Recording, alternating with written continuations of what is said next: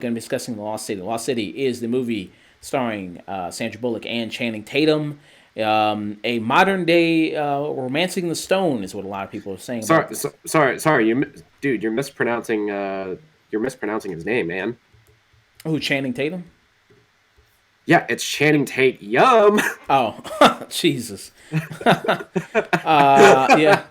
Well, I guess that's it, pretty much what he's been, most of his career. But good to see Channing Tatum. He branched out. Now he's doing a lot more serious roles. I think his first big serious role was when he was in Foxcatcher. Maybe was that the first big one? Yeah, I think before that it was Haywire, that Steven Soderbergh movie he did, and I think he kind of became like Soderbergh's muse for a while because he was in like everything that he was doing. He was in Magic Mike, which was like one of the first ones where he said, "Hey, Channing Tatum can actually act." And then Foxcatcher happened, stuff like Side Effects, and of course the Jump Street movies. Yeah, Steven Soderbergh. Yeah, if you ever need to learn how to act, just be in a Steven Soderbergh movie. He'll teach you. Yeah, he'll get. Yeah, Steven Soderbergh can get a great performance out of everybody except the love interest in Magic Mike. Who's the love interest in Magic? I forgot. What was her name? I think it was Cody Horn. Cody Horn. Oh, okay. Yeah. Oh, yeah. She did. She was very bland in that movie. So in this movie, you have Sandra Bullock, who, after the passing of her husband, has kind of been a little bit of a recluse. I mean, she just mostly stays in the house, drinking wine in the tub, but she's, as her manager says, with ice in it. And, just kind of not that much inspired to write a new book. Her husband was the archaeologist. He was the one that brought all the facts to the book that she was writing, these action adventure books with the character of Dash. This lead, I mean, the Dash character is basically like your Indiana Jones, type character. He's like Indiana Jones crossed with Fabio. Yeah, pretty much, but she's the one that brought the romance to the stuff, like, the that kind of nature to it, and he brought the facts. And after his passing, she hasn't really been inspired that much to write. Her agent is constantly calling her about doing a book tour, about doing a new book. And eventually gets her out, and she's going to be, and then on the tour is paired up with her is her cover model for the books, who's Channing Tatum, who's the Dash character, the cover model for the books. And he's just there basically because, hey, everybody loves Dash because it's Channing Tatum. So all the women react accordingly it's pretty much the second he opens his mouth, hecklers in the crowd are like, "Take your shirt off!" Yeah, I mean, hey, women could be just as horny as dudes, and they definitely were there, and you kind of see that, and and she absolutely hates him, pretty much, or dislikes him. It's like, hey, you're just the cover model, you don't even know what these books are about or how important these books are, or all the stuff in it. So she eventually ends up, after the event, getting kidnapped by the henchman of a wealthy billionaire who's played by Daniel Radcliffe. And it sets out kind of like a real life of, adventure of one of her books, where she kind of, there's, prizes and tombs and, traversing through the jungle and things like that. Yeah. And Radcliffe, he kidnaps her because a lot of the details in one of her romance books, it turns out a lot of those details were real. And it's about this real place in the middle of South America. Yeah. And he shows up, brings her there, has the spread of every cheese in the world, because she's a big cheese fan. And yeah, I mean, basically, and it's nice to see Daniel Radcliffe. I think his career after Harry Potter has been pretty interesting. To see him really do some kind of different roles.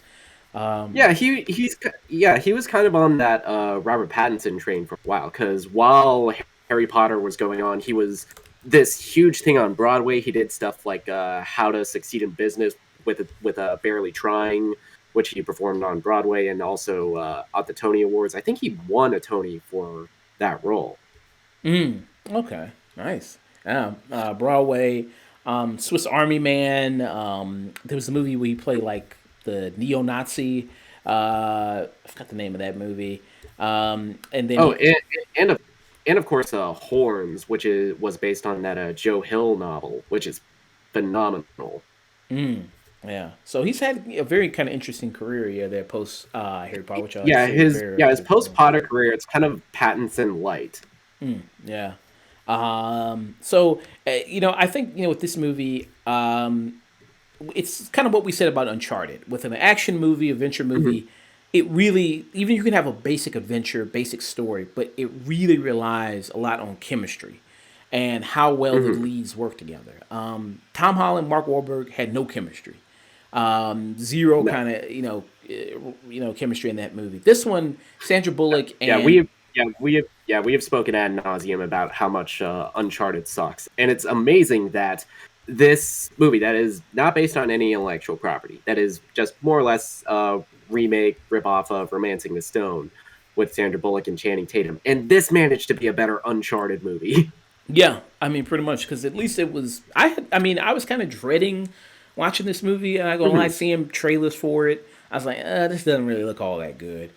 And I, Same. The poster looks really goofy. The trailer wasn't really selling me, and then I kind of heard a lot of the buzz that was coming out of this movie out of South by, because I think because this had kind of the same premiere model as 21 Jump Street did, where it premiered there, got a lot of positive word of mouth, and then it came out, and the movie's a lot of fun.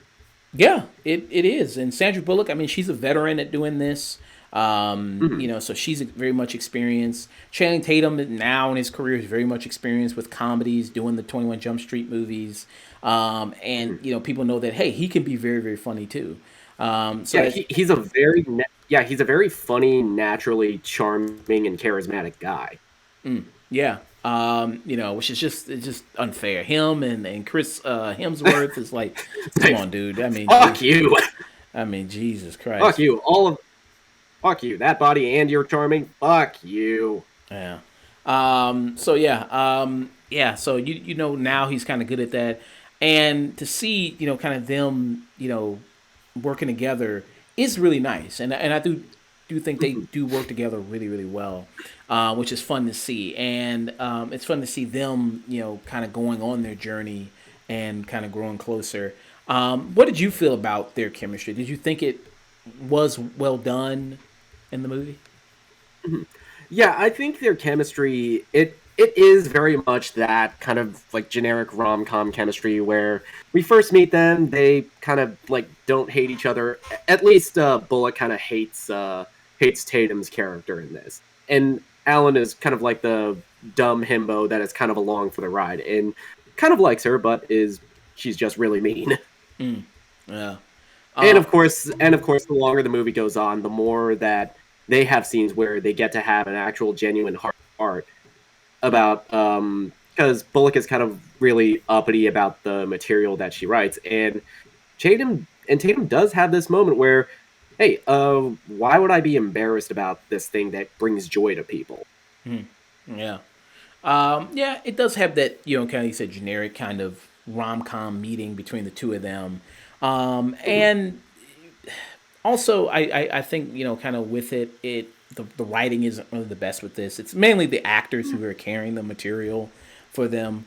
Yeah, Shout out to Sandra Bullock, who, I mean, she's 51 and Channing Tatum's 41. So, hey, younger guy. Usually you'll see these movies like with a guy, like you'll see like a Bond movie where dude, like a Bond is in his 50s and the actress would be in her like early 30s, late 20s. So, hey, nice and shout that's out on to the old end. yeah. So hey, shout out to that. Shout out to this. Hey, changing the stereotypes there. Young Uh, King. so yeah, I mean, so that was pretty nice. The pairing of that. Would you Just you mentioned the age. I don't say rumble, young man, rumble. What do you think about the side characters in this? Because you have Okay, the side characters are the refreshing change of pace because you have characters like um like her manager that gets a lot of fun moments to do and has I think one of the best like dramatic moments because look, I've been on a plane for like 3 days trying to get here and she is my best friend and you will help me. And you get a lot of fun extended cameos like Like, there's one that I kind of don't want to spoil because it ends so hilariously. But you also have the guy who played Oscar on The Office, who gets a fun extended cameo in this. Yeah. Yeah, and when they first meet, that's a funny meeting. Like when they first meet, when she says like, "You better not be a murderer. If you're gonna be a murderer, I'm gonna be really pissed. If you are one, I'm gonna be really angry." Which was nice. Yeah, I thought Divine Joy Randall. I think she did a good job. We just saw her in that what was that? Only Murderers in the Building, the Selena Gomez show. Oh shit, she was in that. Yeah, she was the detective in Yo, that. oh So damn. yeah, so we just saw her in that, which was really nice. I thought she did a good job there. And she was also in High Fidelity too, which was with Zoe Kravitz. I remember her from that too, which was also nice. Shit, I keep meaning to watch that show. Yeah, it was a good show. I like High Fidelity. In it, yeah, yeah, Zoe Kravitz. Yeah, it only lasted one season, but I'm interested to see it come back.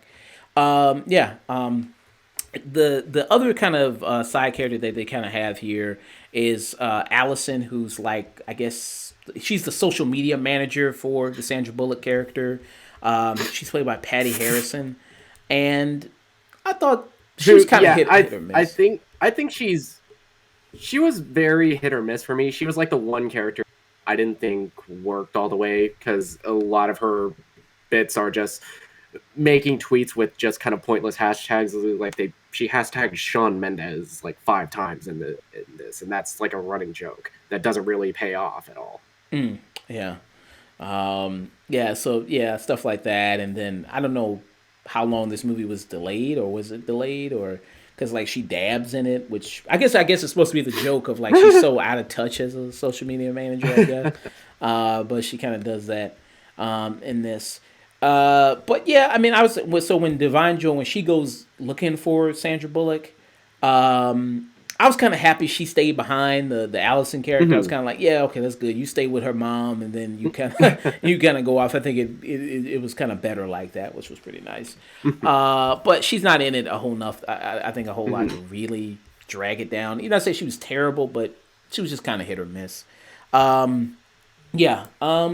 Yeah. This was a surprise. It was kind of like how I felt about Jungle Cruise, like last year. You know, it kind of had that kind Hmm. of similar vibe to me of like, hey, pleasant surprise. Had some fun with it. Um, do I think you necessarily need to go to a theater to go see it? I don't think so. I think you could wait for this to come Eh. on TV. Honestly, I don't think it has enough about it to really. I think warrant to go to a Mhm. theater, but I still would give it for me a stream it. I think I'd give it a good stream it. It's not bad. It's just like hey, a good solid stream it. Mhm. Yeah, with me, I was kind of at a kind of skip it. I had fun with the movie, but there also really isn't a lot to rush out to go to a theater or to queue it up on Netflix until that one like small cameo that ends in a way that had me just my mouth agape with shock and just humor that I do not want to spoil on this thing, but that's when I have to give this a high stream it because this movie is very much a generic rom com romancing the stone knockoff, but those movies can always be fun, and a lot of that is hinges on the chemistry between your leads and all of your characters in this, and the chemistry works. Bullock and Tatum are super charming in this. Daniel Radcliffe gets to have this super fun turn as this villain in this, who is basically just playing in like one of the characters on Succession in a comedy format. Um, Divine Joy Randall, she's hilarious in this as a manager. I had a lot of fun with this. I give this a very high stream it. Yeah, but the same with you. Javon Good said, and Brad Pitt is in the movie for how long? You gotta see the movie, man. Gotta wait for maybe the movie to come out. See, yeah, that was the cameo. I didn't want to spoil, but I keep forgetting that he's in the trailer. Yeah, I mean he's in the trailer. Yeah, prominent. I which I mean, kind of which I kind of wish they didn't show him in the trailer. yeah, yeah. But I guess they pulling out all the stops to get people to go see the movie in theaters. Pull out all the big stars. Yeah, but his Yeah, they had cameos. to they had to compete with Batman, so they had to like get people in somehow. Yeah, but he's good in the movie. He's really good. It's a really good cameo from him in the movie. Yeah, Yeah. it's like I love seeing Brad Pitt and stuff like this. I keep thinking that I had this line about him is he's a character actor that is trapped in the face and body of a leading man. Yeah, and he's another guy. Yeah, like really tried to break out of that whole being known for his looks, like very younger, very Yeah, early Channing yeah, Tatum. he yeah, he tried. Yeah, he managed to break out of that early too. Like, Fight Club was like one of those things where, okay, Brad Pitt's doing some weird shit now. Yeah, that and 12 Monkeys. At 12, he played like a mental patient in that. We had like Mhm. a cocked eye and yeah, everything like that. Yeah, top hat and all that other shit. Yeah. So yeah, yeah.